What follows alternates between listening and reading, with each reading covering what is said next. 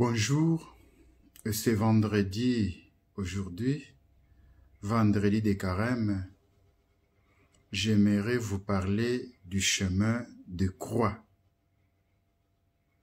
Quel est le sens du chemin de croix? Pourquoi devons-nous faire le chemin de croix? Quels sont les bienfaits spirituels que nous recevons lorsque nous faisons le chemin de croix? Quelles sont les promesses liées à la pratique du chemin de croix? Le chemin de croix est la méditation de la passion du Christ. Faire le chemin de croix est une cérémonie qui nous fait revivre les événements de la passion de Jésus et nous fait réfléchir à la signification de ces événements. Nous pensons aux souffrances du Christ et nous faisons l'expérience de l'amour qui se révèle.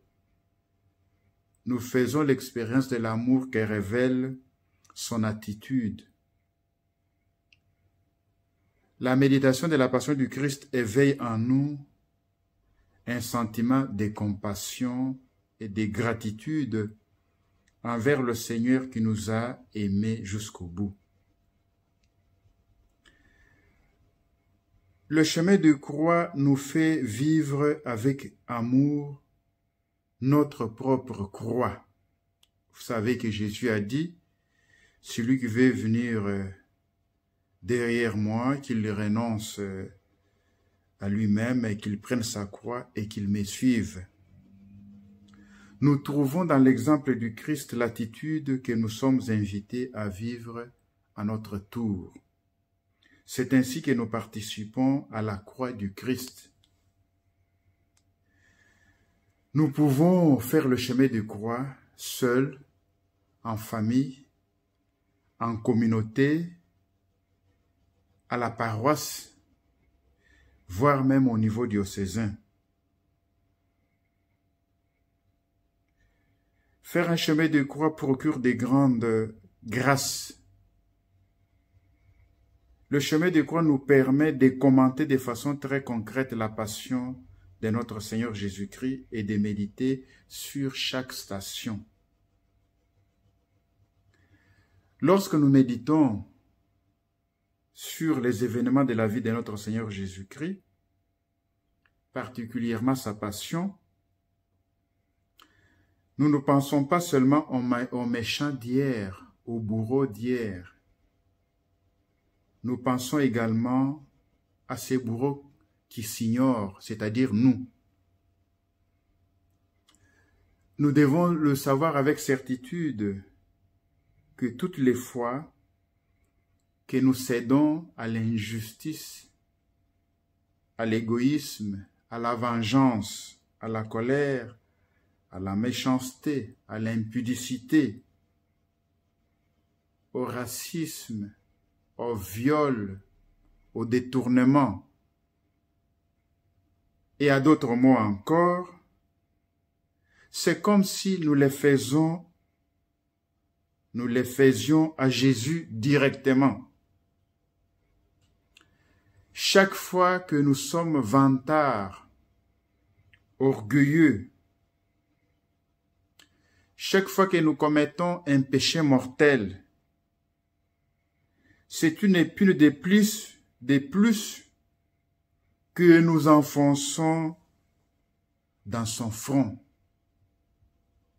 C'est une épée que nous enfonçons dans son cœur.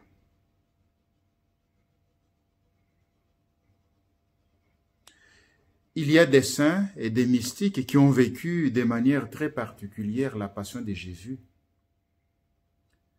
Padre Pio, par exemple, vivait la passion de Jésus-Christ. Il y a des saints qui souffraient qui souffraient la passion de Jésus-Christ pendant le temps des Carême.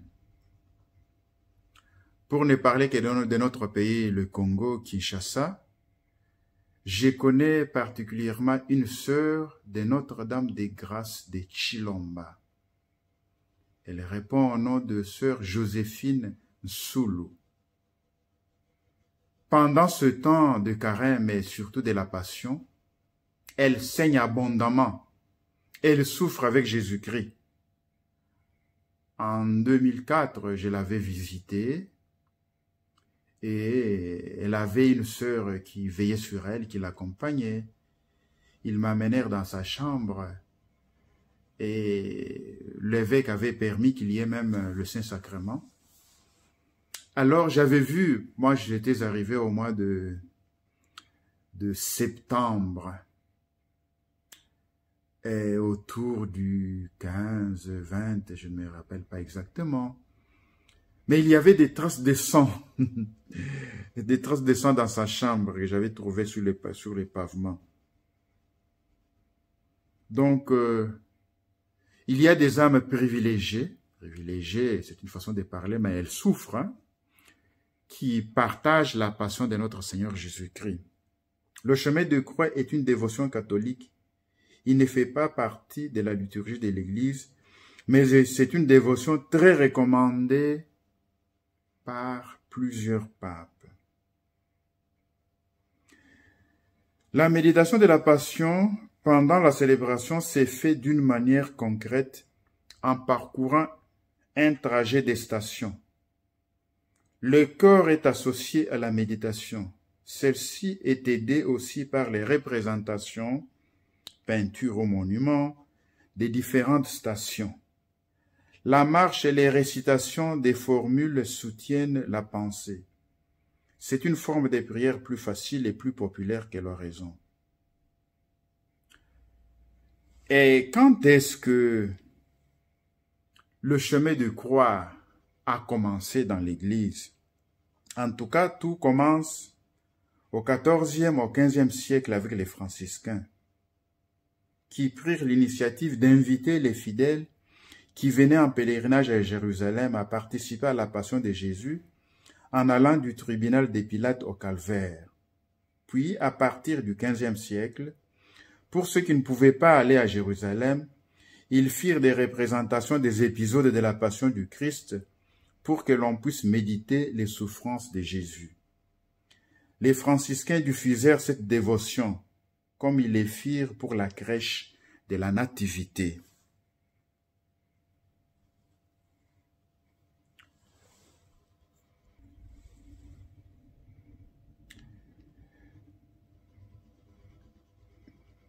Il existe, les stations du chemin de croix sont les étapes parcourues par Jésus lors de sa montée au calvaire.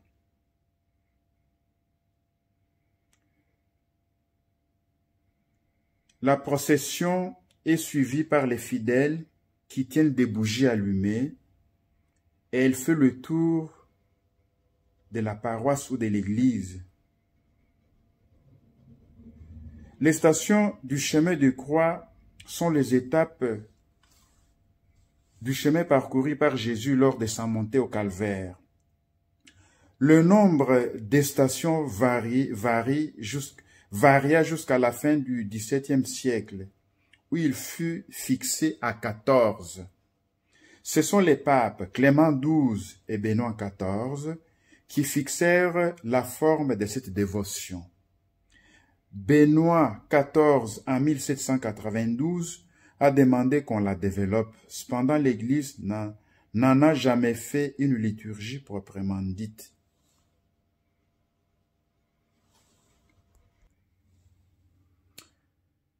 Et maintenant, parlons des promesses attachées à l'exercice du chemin de croix. Ces promesses ont été données par notre Seigneur Jésus-Christ aux frères Stanislas, des frères des écoles chrétiennes et jeunes novices, qui mourut en odeur de sainteté à Bouguedo, en Espagne, en 1927. Première promesse. Tout ce qu'on demandera en faisant le chemin de croix, je l'accorderai. Deuxième promesse.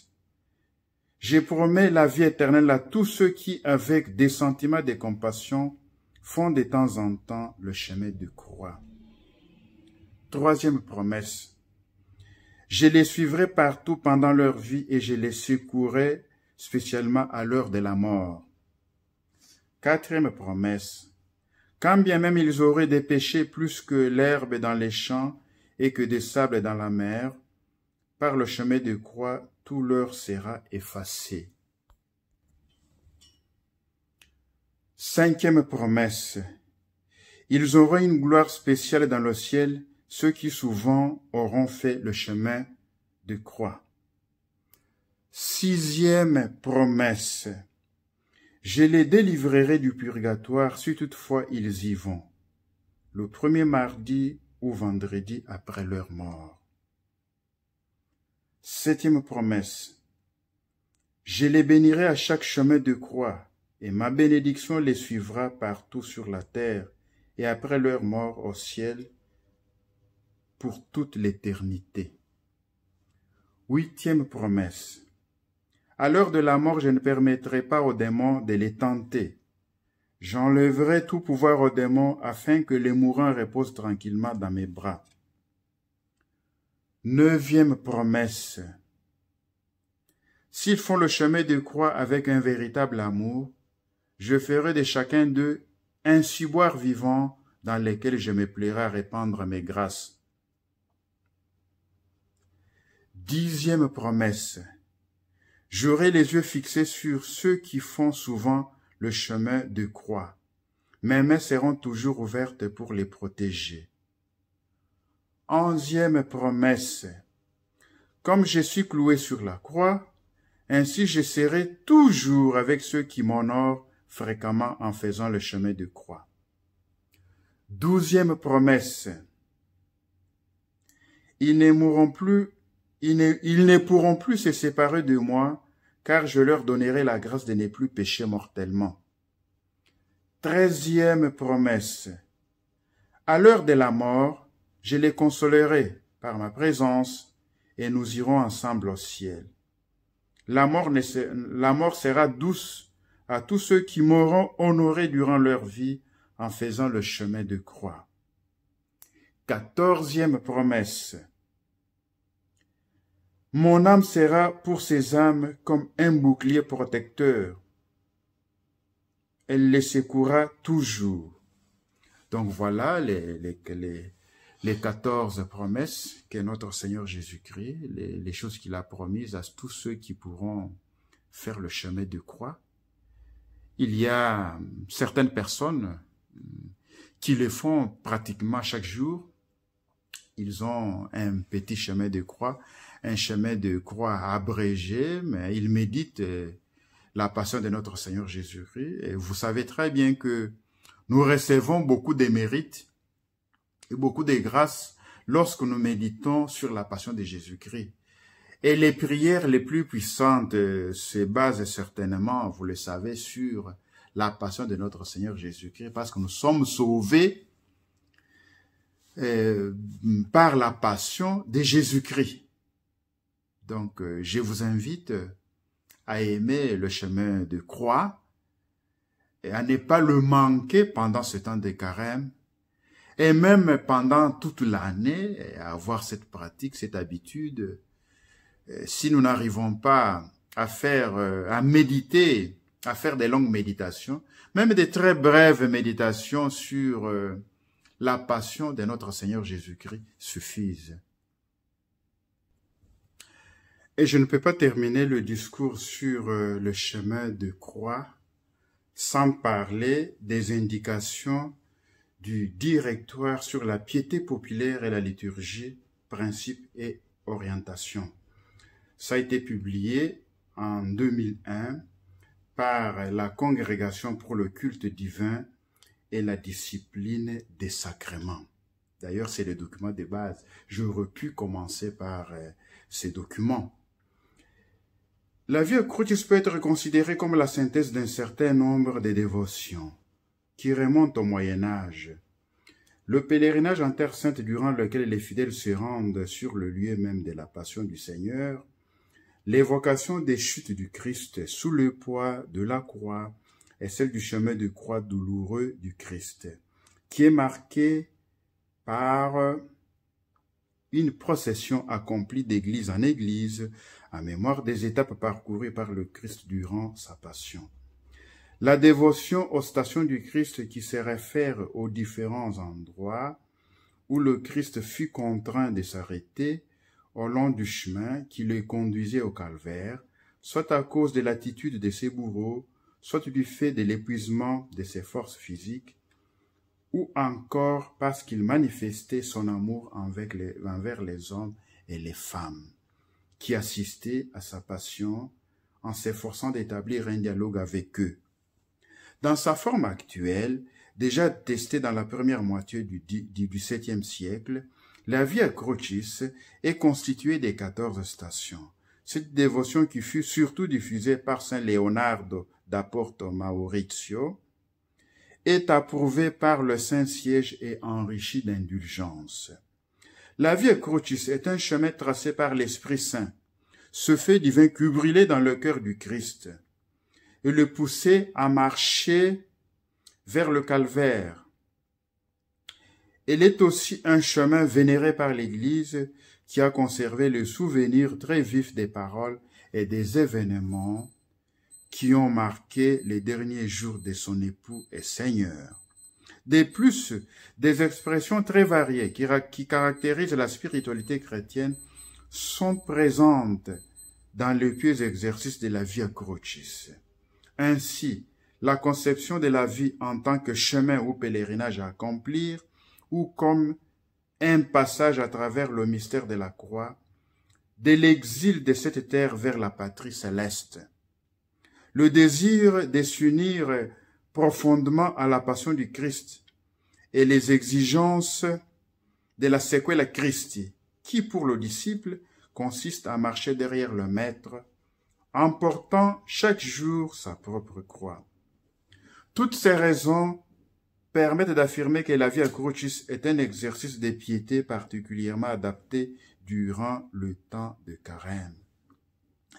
Les orientations suivantes sont destinées à accomplir le pieux exercice de la Via Crucis d'une manière fructueuse. La forme traditionnelle de la Via Crucis avec ses 14 stations doit être considérée comme la forme ordinaire et typique de ces pieux exercices. Toutefois, en certaines occasions, il peut être permis de remplacer l'une ou l'autre des stations par d'autres, qui évoquent certains épisodes du récit évangélique de ce chemin douloureux accompli par le Christ, et qui ne font pas partie de la forme traditionnelle. Donc il y a une flexibilité. En méditant la passion du Christ, on peut ajouter certains épisodes ou en retrancher. Il existe aussi d'autres formes de la Via Crucis qui sont soit approuvées par le siège apostolique, soit employées publiquement par le pontife romain. Celles-ci peuvent être employées selon l'opportunité. La Via Crucis est un pieux exercice qui évoque la passion du Christ. Toutefois, il est opportun que sa conclusion permette aux fidèles d'ouvrir leur cœur à l'attente, plein de foi et d'espérance de la résurrection. C'est pourquoi, en prenant exemple sur la station à l'Anastasis, à la fin de la Via Crucis à Jérusalem, il est possible de conclure le pieux exercice en évoquant la résurrection du Seigneur. Les textes de la Via Crucis sont innombrables. Ils ont été composés par des pasteurs convaincus des fruits spirituels de ces pieux exercices, auxquels ils ont manifesté un simple attachement. Ces textes ont aussi parfois pour auteur des pieux fidèles laïcs que leur sainteté, leur doctrine ou leur don d'écrivain ont rendu célèbres. Le choix du texte de la Via Crucis, tout en prenant en considération les indications éventuelles des évêques, devra être opéré en tenant compte à la fois de la condition de ceux qui participent à ces pieux exercices et du principe pastoral consistant à associer d'une manière convenable la continuité et l'innovation. Il reste